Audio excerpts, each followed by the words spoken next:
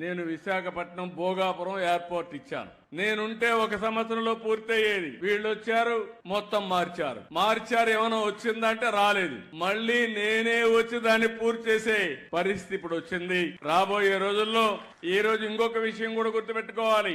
ఒకప్పుడు రామ్మోహన్ నాయుడు గారి తండ్రి ఎర్రమనాయుడు గారు కేంద్ర మంత్రిగా ఉండి శ్రీకాకుళానికి ఉద్దానానికి నీళ్లు తీసుకొచ్చారు. ఈ రోజు మళ్ళీ రామ్మోహన్ నాయుడు గారి ఆధ్వర్యంలో భోగాపురం ఎయిర్పోర్ట్ పూర్తి కాబోతుంది. అది శుభ పరిణామం ఈ జిల్లాలకి. ఈ రోజు కేంద్రంలో 2 మంత్రులుంటే, ఒక కేబినెట్ మినిస్టర్ ఉంటే, ఆ కేబినెట్ మినిస్టర్ ని నేను రామ్మోహన్ నాయుడుకి ఇచ్చానంటే, ఈ రోజు నేను ఇచ్చిన తర్వాత నిన్న ఢిల్లీకి పోతే కూడా మీ రామ్మోహన్ నాయుడు అండి బ్రహ్మాండంగా పనిచేస్తున్నాడు, చాలా బాగా పనిచేస్తున్నాడు, అభినందించే పరిస్థితికి వచ్చారు.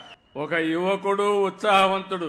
నేను అందుకే అడిగా, రామ్మోహన్ నువ్వు చదువుకున్నావు, పర్డ్యూ యూనివర్సిటీగా చదివావు, శ్రీకాకుళం అభివృద్ధి కాకపోతే నీ డిగ్రీ వాపసు ఇవ్వాల్సి వస్తుందని ఇప్పుడే చెప్పా. నాకు ఒక నమ్మకం ఉంది, ఆయన గాని ఈ టీం, ఇప్పుడుండే టీం అంతా కూడా ఎమ్మెల్యేలందరూ, ఈశ్వరరావు అయితే చాలా బ్యూటిఫుల్ గా, ఈశ్వరరావుకి ఇంత టాలెంట్ ఉందని నాకే ఆశ్చర్యం వేసింది.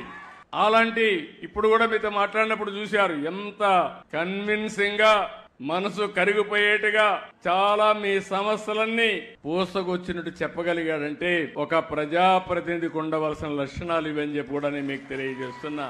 ఇలాంటి టీం ఉన్నప్పుడు ఎందుకు అభివృద్ధి కాలేమని మిమ్మల్ని అడుగుతున్నా.